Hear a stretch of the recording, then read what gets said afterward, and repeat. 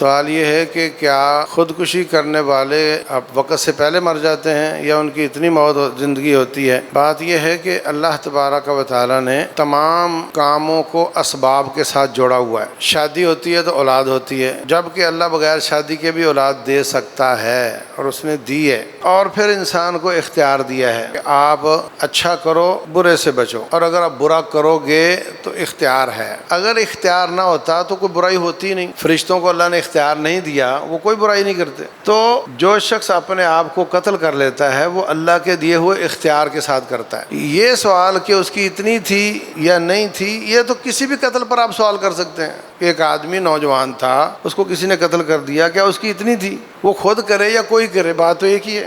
تو اللہ تعالیٰ نے اس کی اتنی ہی لکھی تھی، مگر اس میں جس نے قتل کیا وہ مجرم ہو گیا۔ اپنے آپ کو کیا تو وہ خود مجرم ہو گیا، کسی نے کیا تو وہ مجرم ہو گیا۔ رب نے پہلے سے لکھا ہوا ہے کہ کیا ہونا ہے، اور اس میں اس کی اتنی ہی تھی۔ واللہ تعالی اعلم۔